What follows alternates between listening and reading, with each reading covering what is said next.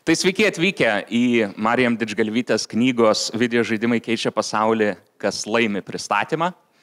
Ir aš norėčiau pradėti nuo tokios trumpos istorijos, kuri mano gyvenime vis kartais pasikartoja. Neseniai susitikau su keliais pažįstamais ir tik tarp kitko jie man pasakė, nu ten Karoli, tu žaidi ten tos žaidimus, tai tu ten daugiau su mašinytėm važinėjai ar ten šaudai. Ir šiaip aš stengiuosi nebūti snobiškas ir atsakyti gražiai, nuoširdžiai į tą klausimą, bet su kiekvienais metais aš jaučiuosi taip, kad tų žmonių ir mano pasauliai tolsta. Ir man atsakyti darosi vis sudėtingiau. Ir tam prireikia vis daugiau laiko. Bet taip pat žinau, kad tiek mano, tiek jų gyvenimus žaidimai palies. Nes yra priežastis, kodėl, pavyzdžiui, 2015 metais Obamai atvykus į Lenkiją, tuometis premjeras Donaldas Tuskas Obamai įteikė Witcher 2 žaidimo kolekcinę pakuotę kaip dovaną. O todėl, kad tai yra daugiausiai uždirbęs Lenkijos kultūrinis eksportas. Yra priežastis, kodėl prasidėjus pilno masto kariniai invazijai į Ukrainą, Rusija pasakė, išleido direktyvą, kad reikia kurti vietinės gamybos konsoles ir vietinius žaidimus. Ir yra priežastis, kodėl žaidimai uždirba daugiau negu muzikos ir kino industrija kartu sudėjus. Čia faktas, kuris pakeitė ir Marijam gyvenimą. Tai visą tai žinant, atrodo, man prireikia daug laiko atsakyti į tą paprastą tokį draugų klausimą. Nes reikia kažkokio gido, reikia kažkokio kelrodžio, reikia kažkokios palydinčio balso. Ir aš labai džiaugiuosi, kad Marijam knyga būtent yra tas balsas. Ir dabar, kai aš susitiksiu su tokiais draugais, aš jiems galėsiu atsakyti, šiaip pašaudau, bet dar perskaityk šitą. Tai tiek iš manęs, o dabar pristatysiu mūsų gausų sąstatą ir su juo pasišnekėsim būtent apie tą žaidimų svarbą ir apie pačią knygą. Tai man iš kairės filosofas Jonas Dagys.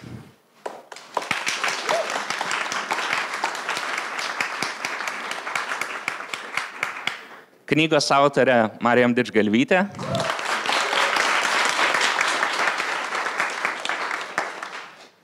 Viešųjų ryšių ekspertas Mykolas Katkus. Mo muziejaus direktorė Milda Ivanauskienė. Ir vienos didžiausių Lietuvoje žaidimų kūrėjų įmonės Nordcurrent rinkodaros vadovė Ada Mockutė Chaime. Bravo. Ir pirmas klausimas, kurį aš noriu užduoti, irgi yra toks, kuris dažnai pasikartoja mano gyvenime, kaip žaidėjo gyvenime, bet mes kaip žaidėjai esame jį daug kartų atsakę, daug kartų jį nagrinėję, tad man įdomu, kaip į jį atsakytų žmogus iš meno srities. Nes kaip žaidėjai mes vis tiek iš kitos perspektyvos į tai žiūrime. Tai Milda, klausimas tau. Kaip paaiškinti, kad žaidimai yra menas? Mes bandysim tą padaryti. Mo muziejus bus pirmasis muziejus meno Lietuvoje pristatysiantis video žaidimų parodą. Ir kai atėjo ta mintis, o jinai atėjo todėl, kad tikrai yra didelė bendruomenė, kuri žaidžia, ji yra nematoma ir nesusitinka muziejuose, nes nėra ten gal priežasties jiems susitikti ir pabūti. Ir tuo pačiu labai norėsim atliepti tą problemą, Karoli, kurią pasakei, kad žmonės nebūtinai žino, kad žaidimai nėra tik tai šaudimas, tik Minecraftas ar Fortnite'as, kad yra daug daugiau ir tikslų ir funkcijų. Tai mes galvojam, kad muziejui galės tos kelios bendruomenės susitikti ir pažinti ir atpažinti kai ką, kas gali būti įdomu, svarbu ir panašiai. Bet kodėl apskritai muziejus imasi tokios temos kaip video žaidimai? Tai, nes gal tai netrodo iš karto intuityvu, žinant, kad tų žinių nėra tiek daug mūsų viešoj erdvėj apie žaidimus ir kokie jie gali būti. Tai mes ėmėm tyrinėti, kad MoMA, viena žymiausių pasaulio muziejų, jau turi savo kolekcijoje 36 žaidimus. Pompidou taip pat įtraukė video žaidimus į meno ir dizaino, video meno savo kolekcijos archyvus. Vieniai muziejus Londone 2018 metais turėjo didžiulę parodą skirtą video žaidimams. Tai iš tikrųjų yra kultūros ir vizualiojo meno dalis, kuri atspindi besikeičiantį pasaulį ir muziejai turi iš tikrųjų eiti kartu ir integruoti tai į savo matymą, į savo matymo lauką, nes tas skaitmeninis pasaulis, video žaidimų pasaulis, jis daro įtaką menui, kultūrai ir mums visiems, nepaisant to, kad gal kartais to net nežinom. Tai, žodžiu, išgirdo čia pirmieji, menu daiktas tampa papuolęs į muziejų.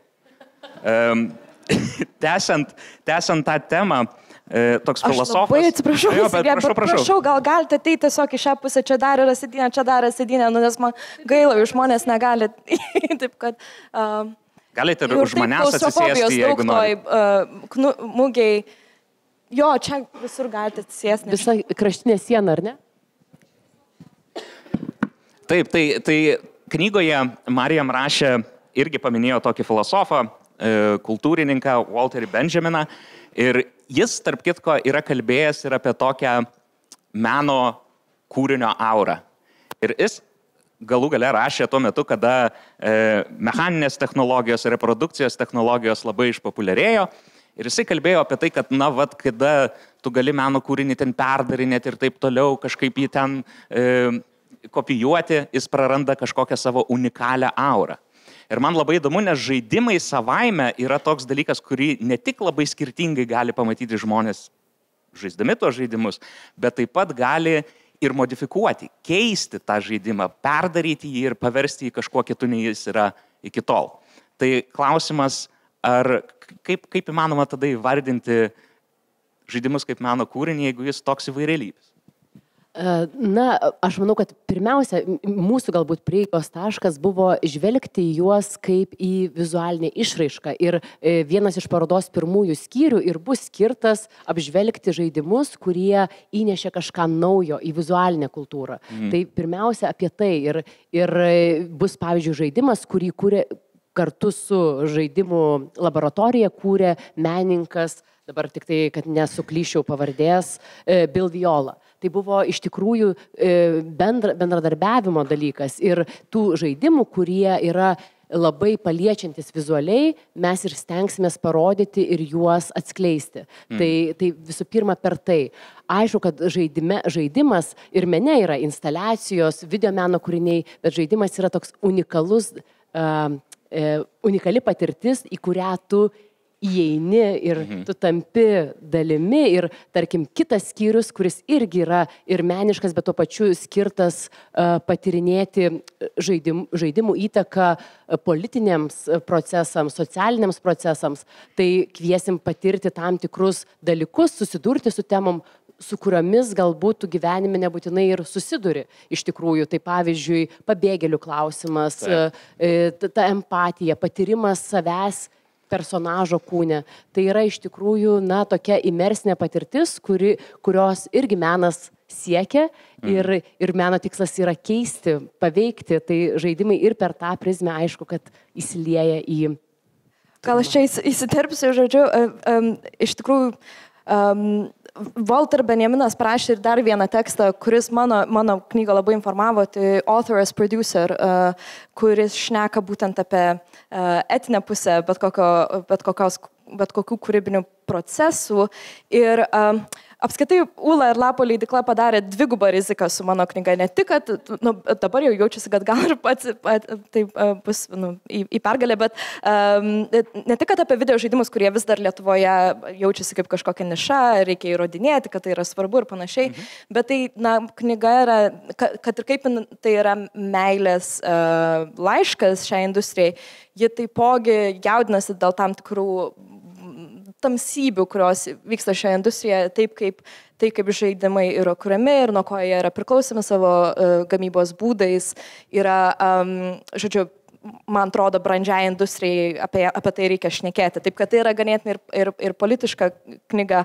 Todėl, aš visą laiką jaučiu savyje tą tokį skausmą arba, nežinau, tokią dvilipiškumą, nes iš vienos pusės tikrai norisi švęsti ir norisi daugiau kūrybinės ambicijos ir apskritai galvoti apie visus būdus, kaip tikrai žaidimai paveikiamus pozityviai, bet visgi joms reikia taip pat kvestionuoti, manau, Benjaminas mums pasakytų ir tą kitą pusę.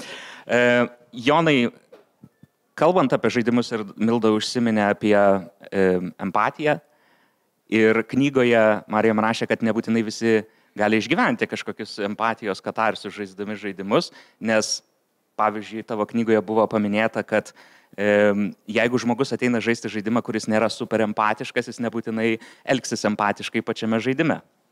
Ir tas toks santykis tarp žmogaus, žaidėjo ir kaip jisai žaidžia žaidimą, kaip jisai vartoja tą žaidimą, man yra labai įdomus. Ir toks dažnas žaidimų kritikų argumentas ir toks distopinių filmų tropas yra mintis, kad žaidimai yra kaip kažkoks iliuzijų pasaulis, kažkoks urvas, į kurį mes įlendam, atitrūkstam nuo realybės ir susikuriam kažkokią alternatyvę pasaulėžiūrą iš tų simulacijų.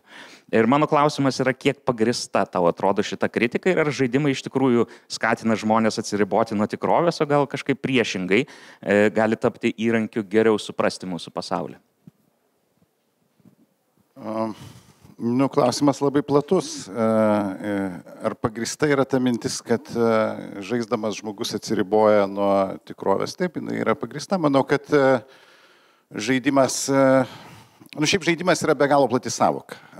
Wittgensteinas buvo pasiėmęs žaidimo savoką kaip vieną iš tų savokų, kurių apibrėžimas per būtinas ir pakankamas sąlygas, ar ten per kokią nors giminę ir rūšinį skirtumą, tokios loginės apibrėžimo technikos, neįmanoma apibrėžti žaidimo kaip tokio. Nes žaidimų yra labai daug, jie visi vieni į kitus kažko panašus, bet nėra kažkokio vieno brožo, kuris būtų būtinai būdingas visiems žaidimams, kurio neturintis, reiškia, daiktas ar procesas žaidimų negalėtų būti pavadintas ir panašiai. Ir su tais video ar kompiuteriniais žaidimais jau čia susiaurinam tarsi taibę, bet vis tiek jie yra be galo įvairūs. Ir labai sunku būtų apibendrinti, man atrodo, kad tiesiog beprasmiška būtų bandyti apibendrintą tezę suformuluoti ir pasakyti, kad visi video žaidimai yra, reiškia, skatinantis ten asocialumą arba visi video žaidimai kaip tik ten super empatiją, reiškia, kažkaip tai lavina ir panašiai. Tiesiog tie visi apibendrinimai, jie gal spaudos antraštėse geriau tegu lieka, o rimtai kalbant, tai suprantame, kad žaidimas tai yra tam tikras formatas. Dabar kiek ten bus išdirbta tos tikrovės ir kiek ten bus detaliai simuliuojama, tai čia jau priklausys nuo sumanytojų galbūt ir jų galimybių ir pajėgumų. Bet iš principo tai tą formatą apibrėžia iš anksto nustatytos taisyklės kažkokios, kurios leidžia tau kaip tik vienu atveju atsidurti pasaulyje labai panašiam į tą, kuriame gyveni ir galbūt jį pažinti ir prasimuliuoti, pragroti, pražaisti tas situacijas, su kuriuom tikėsi susidurti. Ten gali įsivaizduoti kokį nors žaidimą, kuriame tu esi Zelenskis sėdintis su Trumpu ir Vensu, reiškia, ir turi kažkaip... Gali jam užvažiuoti. Kažkaip nenutraukinėdamas, reiškia, jo. Gali vienaip padaryti, gali galbūt, reiškia, kitaip padaryti ir toj vietoj, tu iš tos tikrovės gal truputį pasitrauki, leidi savo konstruoti alternatyvę tą tikrovę. Bet aš manau, kad ir be žaidimų žmonės visais laikais tą darė. Visokių buvo pabėgimo būdų, bet turiuomenį be kompiuterinių žaidimų. Tai buvo paprasti žaidimai, kažkokia kūryba, piešimas, dar kažkoks, reiškia, lipdymas, ten mesgymas ar žvejyba pagaliau, reiškia, panašios veiklos, kurios leidžia nuo tos kasdienybės rutinos kažkaip tai atitrūkti. Tai šia prasme aš nematyčiau kažkokio ypatingo išskirtinumo, kad žaidimas yra kažkokia eskapizmo forma, kurios niekur kitur niekada nebuvo ir čia dabar jisai, reiškia, kaip kažkokia bacila labai mums kažką duos. Tai, manau, kad tai tikrai priklauso, kaip pats sakei, nuo to, koks žmogus to užsiima, kokios yra jo įgimtos ir įgytos ten silpnybės, ydos ar stiprybės ir koks žaidimas ten jo rankose, kuriuo metu atsidūrė. Taip, tai ačiū, aš irgi panašiai manau, kai manęs paklausė, tu žiūri filmus ir toliau kaip ir neseka klausimas, kokius filmus, nes tame esmė, žinai, ta prasme, kai tu žaidi žaidimus, tų žaidimų yra labai daug, ką tu žaidi. Ar tu žaidi Counter-Strike'ą kiekvieną dieną, ar tu žaidi žaidimus, kurie turi istoriją, ar kažką kito, ar kažkokias simulacijas. Ir man truputėlį irgi kartais sunku kalbėti šitą temą, nes atrodo, kad jie aplipus labai tokiais sustabarėjusiais apibūdinimais. Va, žaidimas, eskapizmas, kažkas, o po to laisvai gali pamatyti kažkokius Ukrainos karius, kurie sako, oi, aš šitą žinojau, kaip padaryti, nes aš žaidžiau War Thunder, aš žaidžiau World of Tanks ir aš žinau, kaip kontroliuoti tanką. Nu tai ar tai yra eskapizmas? Tai jau nebėra eskapizmas, tai yra kažkokia simulacija. Kalbant apie politinį elementą, kurio turbūt negalima čia apskritai praleisti, nes Marijom knyga labai susijusi su politika ir labai atsižvelgia į tai, kaip žaidimai gali formuoti politiką. Tai čia norėčiau užklausti Mykolo, kadangi pats esi žaidėjas, atsimenu, kažkur neseniai buvai parašęs, kad Baldur's Gate 3 yra geriausias žaidimas kada nors sukurtas, tai čia kažkas gali pritart, kažkas gali nepritart, bet aš manau, kad vienas geriausių. Kaip kažkada padarė Vampire the Masquerade Bloodlines, iki šiol fantastiškas žaidimas, kurį sukūrė iš RPG. Ir paskui Witcheris antras. Manau, čia trečias toksai. Tai Marijam daug kalba apie JAV hegemoniją žaidimų industrijoje. Labai daug žaidimų kompanijų gimė JAV. JAV yra atsakinga už labai daug žaidimų apskritai kultūriškai svarbių pasaulyje. Tai valstybė, kurioje ne tik viena didžiausia žaidėjų auditorijų, bet ir kūriama tokių daug kultūriškai svarbių žaidimų. Ir pastaruoju metu, atrodo, matom vis daugiau bandymų tą gausią žaidėjų bendruomenę kažkaip politiškai mobilizuoti. Nuo Elono Musko pareiškimų apie Make Gaming Great Again iki jo kritikos įtraukumo politikai žaidimuose. Ir mano klausimas tau, kaip žmogui, kuris stebi JAV politiką, kaip efektyviai tos politinės jėgos sugeba įtraukti gamerius į savo darbotvarkės ir kokią reikšmę ta auditorija užima JAV? Dėkui labai. Taip greit neišeis. Jo, aš labai atsiprašau. Greit neišeis, aš kalbu šiek tiek greičiau, bet tai politikos, jeigu apžvalgą taip daryti politikos žaidimuose, yra turbūt, visų pirma, supraskim, kad žaidimai tai yra veikla, kuri vagia mūsų laiką dažniausiai iš televizoriaus ir Netflixo, dėja.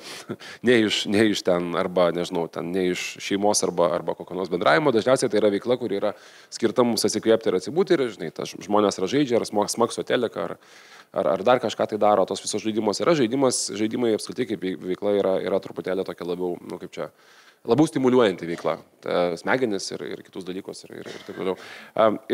Ir tas žaidimų judėjimas, jisai, sakysim taip, yra labai stipriai susijęs, pavyzdžiui, su to paties Elono Musko asmenybė, jisai yra absoliučiai to judėjimo atstovas. Ir tas žaidimų judėjimas, jisai buvo toksiškas nuo pat jo atsiradimo. Ta prasme, kai prasidėsi apskritai pasimsi visą tą dalyką, tai žaidimai, kurie buvo be politinio pagrindo, tiesa buvo žaidimai, kurie turi aišku politinį užtaisą, ten visokie ten ateivių įvežimai, ten, žodžiu, Navy Air Force dalykai ir taip toliau, bet jeigu pažiūrėsi tą visą politizavimą, tai žaidėjų grupės buvo pirmieji socialiniai tinklai. Ta prasme, taip kaip vadinkim dalykas, ir tai buvo pirmosios grupės, kuriuose tas efektas, kurį mes dabar kalbam, kai mes matom, pavyzdžiui, TikToko įtaką, labai didelę programavimo įtaką, kai tu uždarai žmogų tokiam, arba, pavyzdžiui, ISIS verbavimu savo naudodavo, kai tu uždarai žmogų labai dideliam echo-chamberyje, ir tu jį labai galinė, žmogus mato, labai daug vidutinės informacijos, kurios kiti žmonės nesupranta. Ką tu kalbėjai šiaip apie žaidėjus, kad nesupranta čia visi, žinai, ką mes veikiam, tai tas echo-chamberis, tas, kaip čia pasakyti, tai labai asmeninė patirtis yra, tu labai daug laiko praleidęs tuo dalyku. Ir tas echo-chamberis, jis yra ta vieta, kur tu pradedi susirašinėti, ir tas susirašinėjimas, jisai labai uždaro žmonės į forumus, į kažkokius svetimus ir panašiai. Ir tuose forumuose jie, turint omeny, kad žaidėjų, ypatingai tuo metu, bet ir dabar dar žaidėjų labai didelį dalį, tų intensyvių žaidėjų, įsigilinusių žaidėjų sudaro vyrai jauni. Ir ten jau jauni vyrai, ten vyksta visokių dalykų. Ta prasme, tenais yra tos grupės ir taip toliau. Tai iš esmės į žaidimus galima, tarkim, taip, iš tas žaidimų grupės, paskui tas, aišku, visos grupės montavo, darėsi, bet tas, vadinkim, toksiškumo elementas arba kažkokio tai tokio, ką žinau, tokių dalykų, bet jis niekada nėra pranykęs. Ir vėliau persikėlė visokius ten Discordo serverius arba kitas vietas, reiškia, kur tie visi žaidimai yra aptariami, bet iš esmės žaidėjų bendruomenę galima atrasti, žaidėjų bendruomenės visokių ten 4chanai, 8chanai, visokie tinklai buvo, kur buvo keikiamasi, kurie buvo labai vėlgi, bet visi tie tinklai, kuriuose prasidėjo visas dabartinis Donaldo Trumpą remiantis judėjimas, visas alt-rightas, QAnonas lygiai taip pat. QAnonas prasidėjo kaip žaidimas. QAnonas buvo alternatyvos realybės žaidimas, visas QAnon judėjimas, žmonės parašė scenarijų, turėjo būti žaidimas, paskui nusprendė neinformuoti nieko, čia vyksta žaidimas ir žmonės pradėjo, nes tas alternatyvos realybės žaidimas yra toks formatas, kur žmonės naršo internetą ir ieško realiam pasaulyje arba internete ieško paliktų tokių, kaip čia, kliūs arba tokių užuominų, kaip spręsti realaus pasaulio problemas ir QAnonas prasidėjo kaip žaidimas ir paskui jisai po truputėlį tapo kultų ir prisidėjo prie Donaldo Trumpo pergalės. Dabar Elono Musko tas visas, vadinkim, ten visi tie pokštai, pavyzdžiui, už $1 milijardo duoti Wikipedijai, duoti $1 milijardą pavadinti Dikipedia. Čia vėl yra tokia absoliučiai, tu gali tiesiog DNR jausti, kur tai yra. Taip. Tai yra pokštas, kuris labai gerai skambėtų tam dalyką. Tai kalbant apie tą visą tą dalyką, aš noriu pasakyti, kad, sakysim, tas žaidimų uždarų grupių plėtimas ir paskui jų tokia eksternalizacija, jų darimas ideologinė prasme, tas pats Jarvinas, pavyzdžiui, tas ideologas, vadinkim, neofašizmo, duginizmo amerikietiško, neofašizmo, ten nevadinkim fašizmo, ten yra toks labiau galbūt neokonservatizmo ideologas, filosofų gal neapsiverčia vadinti, toks publicistas yra labai įtakingas, kuris yra to paties mūsų mylimo J.D. Vance'o toks idėjinis vienas iš lyderių, kuris kalba apie konservatizmą ir konservatyvią revoliuciją, monarchijos sugrąžinimą ir panašiai. Tai vėl tas Jarvinas pradėjo rašyti visokiuose žaidimų forumuose. Tai yra kitaip tariant, tas vadinkim... Pamirštate vieną labai svarbią figūrą, kuri yra Steve Bannonas, kuris pradėjo... Aš net nepriejau prie jo. Taip, bet jau tūkstančiai jo. Čia visi knygai. Tai Bannonas ir Jarvinas yra dvi stipriausias figūros, įtakingiausias figūros dabartinėje Trumpo dešinėje. Bannonas pradėjo organizuotis World of Warcraft jau 2008 metais ir Breitbart savo laikraštyje, ypatingai 14 metais, darė didžiulį numerį antraščių iš dešinios pusės. Mano pointas yra ta prasme, kad... tiesiog, kad... Nespėjau atsakyti klausimą. Bet gerai. Taip, jie organizuoja, bet tame yra esmė, kad žaidimas yra iš principo ganėtinai neutrali erdvė, bet atsiranda ten ir būtent dešinieji kažkodėl siunčia ten savo influencerius, kurie daro tada ten jėgą, ar ne? Ir progresyvūs žmonės. Jeigu dažniausiai... Taip, paprieštarausiu truputėlį. Galim prieštarauti apie dešiniosius. Pirmas dalykas yra, jauni vyrai yra Steve'as Bannonas savo revoliuciją kurti ir visą trumpizmo judėjimą pradėjo kurti nuo vyrų jaunų, kurie buvo nepatenkinti gyvenimu. Jaunų vyrų, pasakysiu tokį dalyką, čia yra sociologinis dalykas. Jaunų vyrų gyvenimas per paskutinius 10 metų santykinai pablogėjo, jaunų moterų gyvenimas per tą patį laikotarpį pagerėjo. Mes pabaigėm diskriminaciją moterų daugelį sričių, moteris turi geresnius darbus, geresnius išsilavinimus ir įstoja geresnius universitetus. Jauni vyrai per tą patį laiką stipriai padėjo. Ne, žinokit, tai yra, va čia šitoje vietoje galiu tikrai pasakyti, čia yra rimti tyrimai. Tai šitas dalykas yra tikrai, jaunų vyrų gyvenimas yra pablogėjęs ir jauni vyrai, Bannonas pradėjo tiesiog radikalizuoti. Čia nėra net influencerių klausimas. Jis pamatė juos kaip žmonės, kurie labiausiai nukentėjo nuo, vadinkim, visos tai, ką mes vadinkim dabar čia vadina DI ar kažko, tai būtent dėl to labiausiai nukentėjo socialinė grupė. Tai čia tos politikos yra labai daug. Taip pat žaidimų turinys, kaip teisingai sakėte, jisai labai yra, jis būna politinis turinys, būna propagandinis, bet to Hollywoodas apskritai yra sapnų fabrikas, ar ne visą tai, kas ten yra daroma, ten, nežinau, ten kariškiai, plotai, ten išgelbėjimai, panašiai, visą tai yra vis tiek, kaip čia pasakyti, labai daug vertybių yra amerikietiškas, aišku, dabar tas žaidimų turinys labai pastaruoju metu kinta, atsiranda visokie kitokie dalykai, žinai, Bet apie politiką atsakant, aš manau, kad jeigu pasimsim dabartinę Ameriką, jos negalima suprasti politikos, tas, kas vyksta dabar Baltuosiuose rūmuose, tas, kas vyksta ypatingai Vance'o sparnas, respublikonų, jo negalima suprasti, nesuprantant žaidimų. Tas muštinės tarp Jarvino ir Bannono, arba tarp Musko ir Bannono, kurios dabar vyksta, tai yra netgi galima sakyti, tai yra tipiškas, kažkas sakė, tai yra tipiškas žaidimų kovos tarpusavio laukų dalykas. Ir diskusijos, ir frazeologizmai, kurie naudojami, yra labai panašus į Gamergate Marijam aprašyti išsireiškimai ir tas pats Bannonas, dešinės didžiausias toks orkestrantas ankstyvasis, jisai yra sakęs, kad būtent World of Warcraft, į kurį jisai investavęs buvo labai anksti, jis buvo pasakęs, kad čia citata jo, šitie balti vyrai, kurie neturi ką veikti, turi didžiulę galią. Marijam, tu norėjai galbūt papildyti šitą pasisakymą, ar ne? Ne. Gerai. Taip, tai kalbant būtent apie tą politinį aspektą, matosi, kad iš karto atsiranda labai daug susikirtimo taškų, matosi, kad yra labai aštri tema Ir aš norėjau Adai užduoti klausimą, kaip žmogui, kuris dirba su rinkodara žaidimų, kaip žmogui, kurio tikslas kažkaip reklamuoti tos žaidimus, tai kaip tą pavyksta daryti, nes atrodo, kad reikalingas bendruomenės įsitraukimas. Bendruomenė žaidėjų gali būti kartais rinkodaros ekspertams ir visiems kitiems, kurie tyria žaidimų perkamumą, kartais sunkiai įkandamas dalykas, nes iš vienos pusės žaidimai, kurie turi mikrotransakcijas, labai gerai parduodami ir rodo gerus skaičius, iš kitos pusės sentimentas forumuose gali būti kitoks. Kaip visą tai žongliruoti būtent iš tos rinkodaros pusės? Na, aš žaidimuose esu pakankamai nesenai ir atėjau iš visai kitos industrijos, tai man pradžio buvo tam tikras šokas, nes nėra formulių absoliučiai ir tu kartais darai dalyką, kuris veikia ir jis visiškai neveikia. Bet daugelį žaidimų žiūrint, aš manau, prasideda nuo to, ką ta žaidimo žmogui duoda. Ir tai visą laiką yra apie pirminį kažkokį tai išsigryninimą emocijos. Dažnai kūryba, dažniausias yra ego. Ta prasme, tiek moterų tarpe, tiek vyrų, ir beje, moterų žaidėjų augimas yra apie 12% per metus praeitais metais, tai moteris vejasi. Mobiliuose žaidimuose Lietuvoje net 50% turi po mobilų žaidimą. Tai moteris irgi, kaip sakoma, jos kitokius renkasi, bet renkasi. Tai stengiantis reklamuoti žaidimus, tai visų pirma, mes ką dabar darom, tai kuriam tą bendruomenę ir išnaudojam jos potencialą. Išnaudojam, blogas žodis. Pasitelkiam jos potencialą, nes nėra geresnių ambasadorių kaip patys žmonės. Jie dažniausiai randa savo tą motivaciją, kodėl tas žaidimas svarbus ir iš tiesų, kaip aš sakau, man padaro namų darbus, kas tame žaidime yra svarbiausia. Ir per tai mes skleidžiam žodį. Kuriant naujus žaidimus, vėlgi, pirmas dalykas yra, kokį jausmą nori atliepti ir dažniausiai tai yra arba vanity, tas vadinamas toks, kaip čia net lietuviško nėra, nežinau, tuštybė tam tikrą prasme, ego, pergalės ir man buvo labai įdomu pažiūrėti, kad Nordcurrent daugiau koncentruojasi mobiliuosius, tokius vadinamus casual žaidimus, tai yra atsipalaidavimo, laiko vadybos ir taip toliau, nors mes turim ir konsolės. Ir man buvo irgi pirminis įsivaizdavimas, kad tai yra paaugliai, kad tai yra kažkokie vaikai ir tai yra iš tiesų dažniausiai su aukštojo išsilavinimu vyresni žmonės, dirbantis gerus darbus ir tos žaidimus investuojantis absurdiškai didelės pinigų sumas. Kalbant apie pabaigimą nuo realybės, tos realybės kūrimas išorėje. Tai tas buvimas šalia bendruomenės yra pagrindinis dalykas, kaip tu gali tą atliepti. Nes pasiūlymas žaidimų yra kosminio kiekio, kompanijų yra labai daug, biudžetai, kaip žinia, bedugniai, ne mūsų, bet tų tarptautinių. Tai iš tiesų reikia atrasti tuos vadinamus triggerio taškus ir kokį pirminį jausmą atliepia. Ir klausantis tos bendruomenės, taip ir galim geriausiai pasiekti.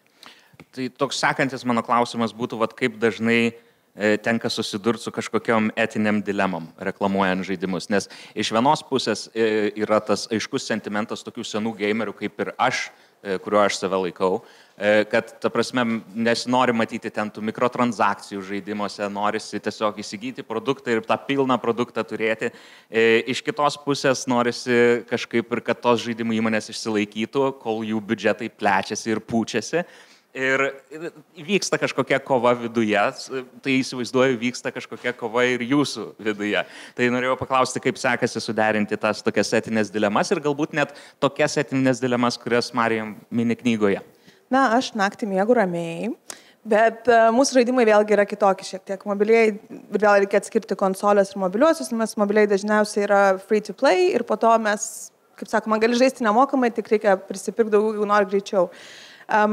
Dilemos, jeigu kalbant apie rinkodarą, dažniausios yra susijusios su netikru, tos vadinamas fake ads.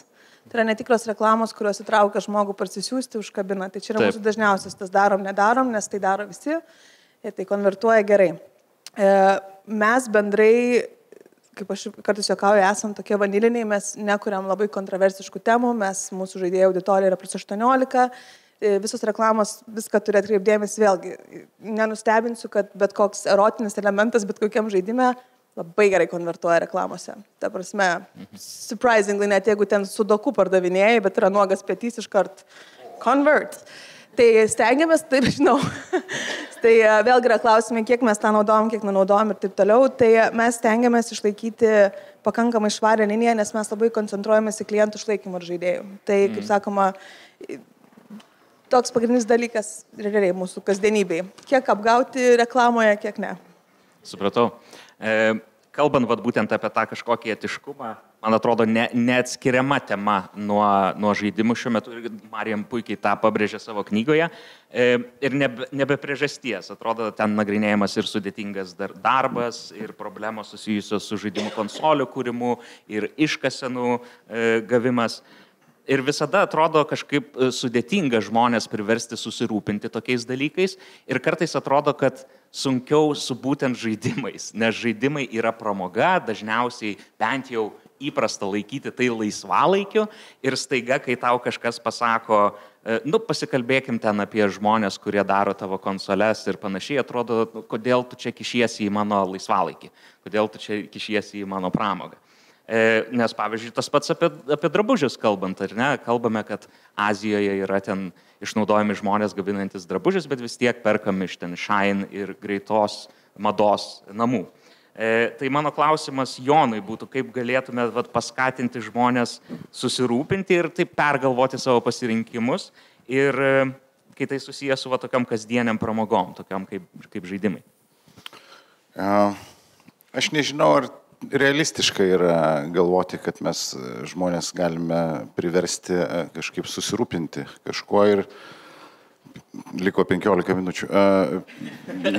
Pirmas dalykas, kuris ateina į galvą apie šitą rūpestį kalbant, tai yra netgi net atvejai, kai reikia, ten susipažinti su tuo, kas ten sumalė tau kavą, išnaudojami, vaikai ten ne pagal darbo kodeksą ar dar kažkas panašaus. Bet tai, ką mes turime dažnai dabar kalbama apie mėsos valgymą. Visi žino, iš kur ta mėsa atsiranda ir beveik niekas turbūt mažai kas iš daugybės mėsos valgytojų patys sugebėtų tą mėsą išsipjauti iš ten, kur jinai auga.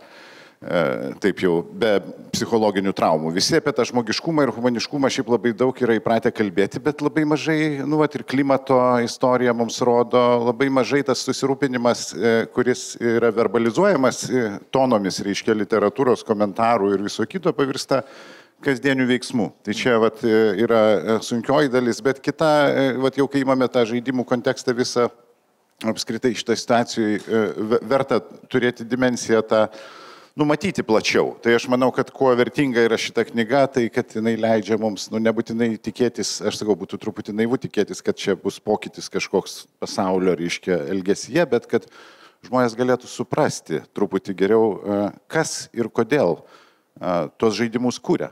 Ir kokie yra to tikslai. O tikslai yra daugeliu atveju pateikiami mums kaip labai gražus ir labai geri, kilnus, be galo čia mums kažkas tai nori laisvalaikį paįvairinti, praturtinti ir panašiai, o iš tikrųjų tai nuo ko pirmam sakiny mes čia pradėjome kalbėti, kaip pats pasakei, kokias yra tikroji žaidimų vertė, tai yra milijardai, kurie rinkoje sukasi. Tai tie visi dalyviai dabar retu atveju, kada iš labai geros valios ar kažkokio tai idealizmo tą daro. Ir kai jie tą daro, turėdami interesą kalti pinigus, tai tada įsijungia laboratorijos psichologų, laboratorijos įvairiausių žmonių, kurie dėmesį tyrinėja ir suranda būdus eksperimentiniu keliu, kaipgi dabar įtraukti elementus į tą žaidimą, kurie nuo to Netflixo, nuo tos šeimos, nuo dar kažko tos žmonės atitrauktų. Ta prasme, kad nuo TikToko, nuo Mykolo, postų Facebook'e, nuo dar kažko, kas veiktų. Tai tas atitraukinėjimas, jisai yra motyvuotas iš tikrųjų didelės mašinos. Ir tą motyvą matyti po tuo gražių laisvalaikiu yra labai svarbu. Man atrodo, kad ne tiek, pakeisti elgesį. Galbūt kažkam pasidarys britku, apie tai galvoti, bet ir nebenorės žaisti, bet bent jau suprasti kontekstą ir apie tai būti pajėgiems, reflektuoti tai ir mąstyti ir kalbėti apie tai. Ačiū. Marijam, taip. Taip, dėkui. Viena yra frazė situacionistų, kuri mane labai įkvepia, kuri sako, būk realistiškas, prašyk neįmanomo arba tiesiog kovok dėl neįmanomo.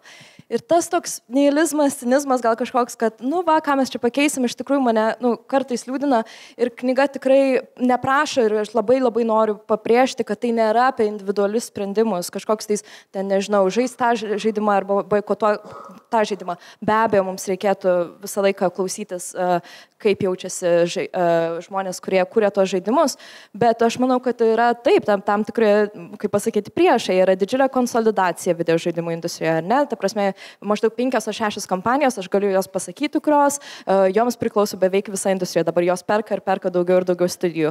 Toliau, mano tikrai tas finalinis bossas yra įranga, su kuria mes žaidžiame žaidimus, dėl to, kad jinai yra, žodžiu, labai labai baisiais būdais sukuriama ir yra irgi būdų taip pakeisti. Pavyzdžiui, juvelyrikos industrija, Tiffany's dabar turi sertifikacijų sistemą savo akmenim. Tai mes galime lygiai tą patį daryti su įranga. Ir tikrai knyga turi daug tokių pasiūlymų, ganėtinai sistematiškų. Kaip tai pakeisti, nes tame turbūt ir yra esmė, kad žaidimai patys savimi ir apskaitai bet koks menas, jis turi be galo daug grožio, bet, tas, ir aš pasakysiu, ką žodį, tas kapitalizmo žodžiu, visos būdai, kaip iš mūsų išspausti ir iš mūsų laisvo laiko išspausti pelną, viską iš principo tokiu būdu ir sugadina. Ir tai yra, taip, knyga tiesiog labai su atvira širdimi prašo ir tikrai, kad mes turėtume tokio optimizmo, kaip mes sistematiškai galime keisti dalykus. Galiu, manau, pasakyti kažkokią tokį paslaptį, kad dabar irgi socdemai planuoja iš tikrųjų su žaidimų industrijoje pradėti kalbėti apie rimčiau truputėlį ateinantį mėnesį.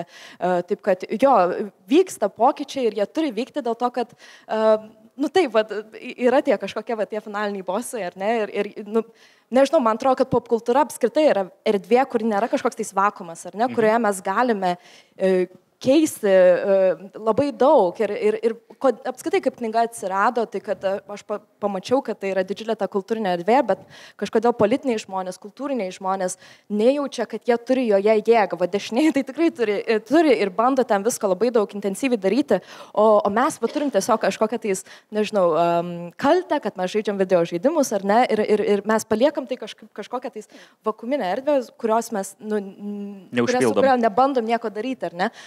Taip, tai yra pabandymas pasakyti, kad ne, mes turime jėgą ir kad popkultūra apskaitai yra, nebūtinai iš kažkokio aukščio mums turi būti paduota, kad mes galime ją keisti ir keisti ties labai nuostabių, gražių horizontų. Aš atsimenu pačioje knygos pradžioje ir dar esi keliose interviu užsiminusi, kad kai Londone susidėjai su anarchistų grupėmis, kai skvotindavai, tau reikėdavo žaisti paslapčia. Nes jie nenorėdavo tavęs būtent žaidimų priimti kaip kažko rimto, kaip kažko, kas atitinka jų vertybės. Mano klausimas, ar tau pavyko įtikinti?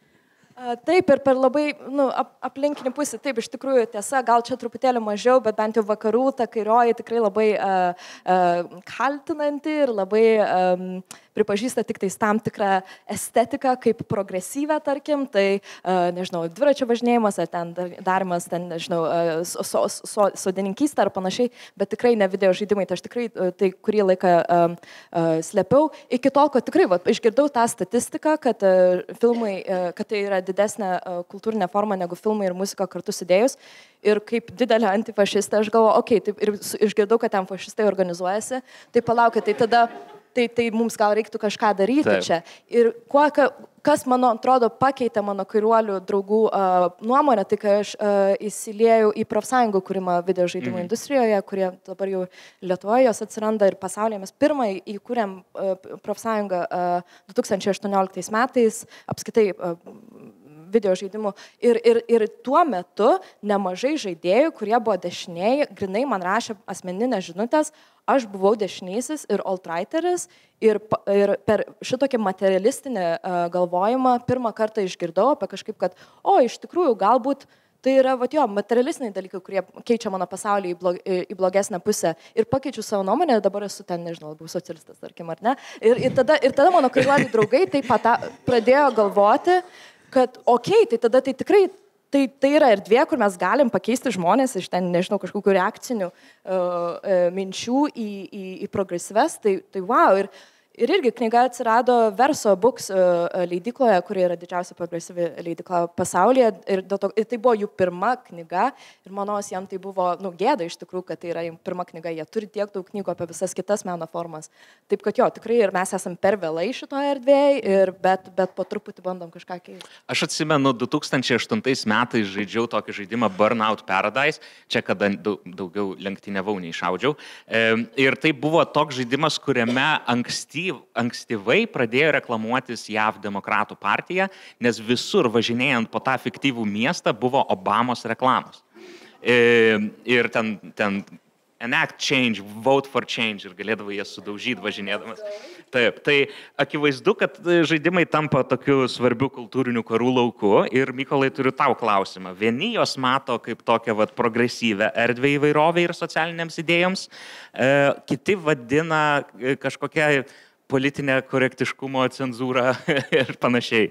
Tai kaip ši įtampa formuoja viešąją nuomonę apie žaidimų kultūrą? Dabar mes turim pasaulyje tokį, vienas dalykas, tai čia tokia biški bėda su tais žaidėjais jaunais vyrais, jie šiais metais nubalsavo už Donaldą Trumpą, visa Z karta nubalsavo už Donaldą Trumpą ir turim, ką turim, žinai. Ir čia, ta prasme, čia reikia pasakyti, kad iš pirmą kartą balsavosių rinkėjų, būtent tie TikToko ir, nežinau, vadinkim TikToko, ten Z ar kaip kitaip ta karta daugiau balsavo už Donaldą Trumpą, kas yra šiaip baisus smūgis visam tam progresyviam judėjimui pasaulyje, ta prasme, didžiulis smūgis buvo, žinai. Ir čia visam pasaulyje dabar kyla klausimų, kaip čia viskas bus ir panašiai. Ir tas vibe shiftas yra labai pastebimas.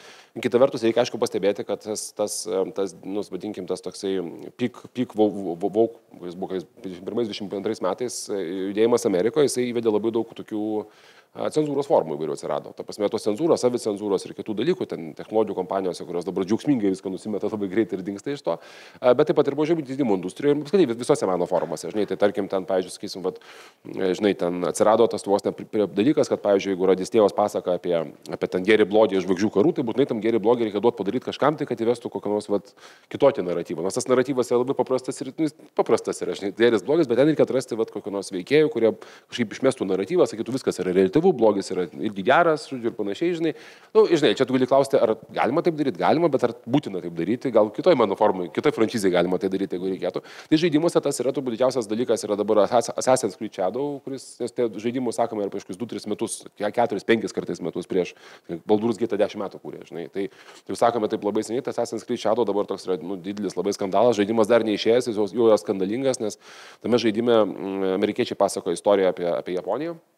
Ir aišku, vienas iš samurajų, kurias galima rinktis, yra toksai kažkada gyvenęs juododis, kuris Amerikoje buvo Japonijoje gyvenęs juododis 16 amžiuje, kuris juododis yra. Ten gali žaisti arba už moterį, arba už tą juododį Japonijoje samurajų žaidime. Ir natūralu, kad čia aišku yra ir Japonijos baisas pasipiktinimas, kad čia yra kultūrinis apropriacija ir neteisinga. Ir šiaip klausimas, klausykit, mes nedėkim visur, pavyzdžiui, tos, žinai, žaidimas yra ten apie tą pasaulį ir panašiai. Tai kažkaip toks yra dalykas. Tai žinai, kitas dalykas, aišku, dabar vyksta baisio overkorekcija tos dalies, tai tas cenzūra nusimetama, bet iš karto eina į visai kitą dalį. Ir kitas dalykas, aišku, kompanijos niekada per daug nebuvo labai susidažavėjusios ten tom visom DEI mintimis. Tarp darbuotojų bendruomenės kairiųjų tikrai yra pažiūrų žmonių gerokai daugiau, jeigu pasižiūrėsi, bet tos didžios kompanijos, man šitą temą labai įdomi yra, iš tikrųjų, aš nelabai žinau, kad čia mes turime bendrą idėją, bet didžios žaidimų kompanijos labai nusimeta ir čia dabar jau eina kalba apie kelis projektus, kurie gali būti ir labai tokie, ten baltas vyras, reiškia, ten, žinai, tradicinė šeimos vertybės, panašiai, nes, pavyzdžiui, toks Far Cry žaidimas yra, kur nuolatos reikia kokius religinius konservatorius žudyti.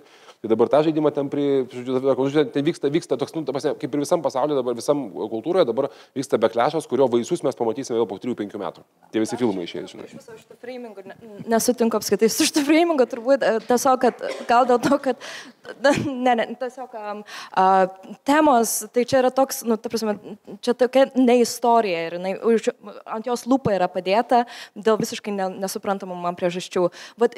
Su kuo aš visiškai sutiksiu, tai kad po 14 metų Gamergate, ar ne, buvo liberalinis atsakymas į juos, tai kad mums reikia daugiau reprezentacijos, kas tik tais rezultatas buvo daugiau žaidimų, tai iš principo visos kompanijos tai šiaip juokėsi, nes jos tiesiog yra padarę daugiau žaidimų.